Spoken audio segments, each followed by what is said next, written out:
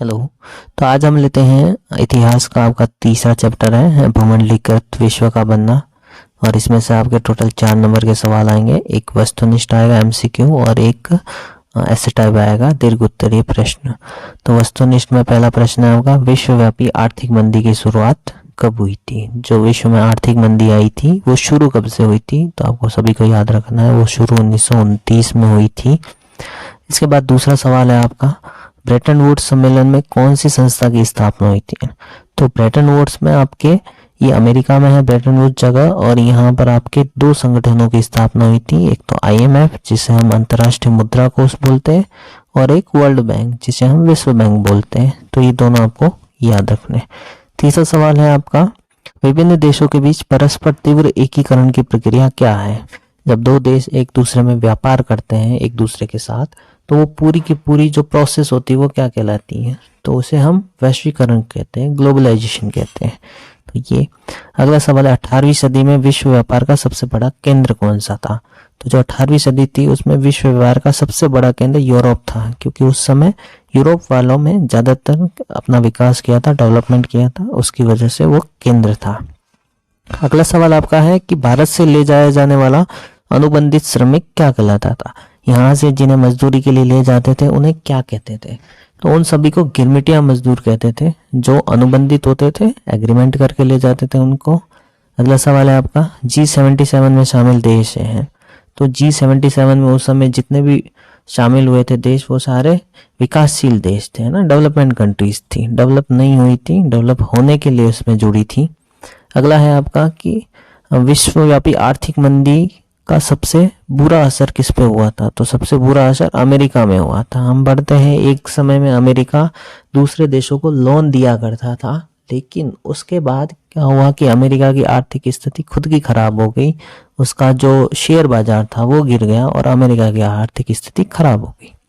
America से आशय है, तो अमेरिका में आपका उत्तरी अमेरिका आता है, दक्षिण अमेरिका आता है, और कैरेबियन द्वीप जितने भी है वो भी शामिल होते हैं। तो सब मिला के बनता है अमेरिका। अगला सवाल है आपका, रिंडरपेस्ट नामक बीमारी किस महाद्वीप में फैली थी? तो जो रिंडरपेस्ट नामक बीमारी थी ये यूरोप महाद्वीप में फैली थी, आई ये अफ्रीका से थी यूरोप में, और ये जानवरों की बीमारी थी, जानवरों में फैलती थी और जानवरों में फैली और इससे कई सारे मवेशी मर गए थे। अगला सवाल है आपका, प्रथम विश्व युद्ध शुरू कब हुआ था? तो आप सभी को पता होगा, प्रथम विश्व युद्ध का समय 1914 से लगाकर 1918 तक था। सभी को याद रखना है। इसमें मैं द्वितीय विश्व युद्ध बता देता हूँ, 1939 में शुरू हुआ था, 1945 तक चला था। तो दोनों वर्ल्ड वॉर आपको याद रखने हैं। फिर आपके दीर्घ उत्तरीय सवाल है। दीर्घ उत्तरीय सवाल में पहला प्रश्न है, ब्रेटन वुड्स की जुड़वा संतानों के बारे में आप क्या समझते हैं ना?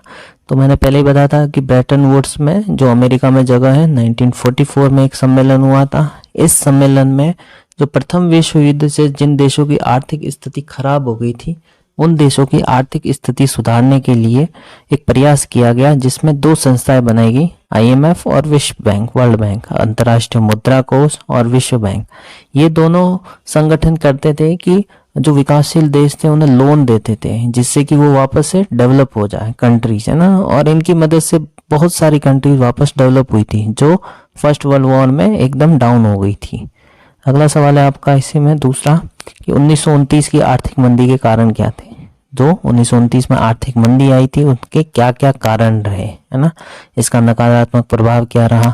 तो कारण पहला था उत्पादन की अधिकता। हम देखते हैं जब अमेरिका ने देखा कि नहीं भाई उत्पादन ज्यादा हो रहा है, तो उन्होंने ज्यादा से ज्यादा उत्पादन किया, लेकिन उत्पादन ज्यादा हुआ और मांग कम हुई, इससे उत्पादन को किसी ने खरीदा नहीं। तो पहला कारण ये था।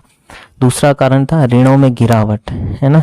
जब लोन दिए जा रहे थे तो पहले तो भर भर के लिए गए, लेकिन जब उन देशों की आर्थिक स्थिति सुधर गई तो उन्होंने लोन लेने से मना कर दिया, और जब लोन लेने से मना कर दिया तो इसका सबसे बुरा असर अमेरिका पर हुआ। अमेरिका का पूरा शेयर मार्केट गिर गया, है ना। शेयर मार्केट से अमेरिका की हालत बहुत ही खराब हो गई थी।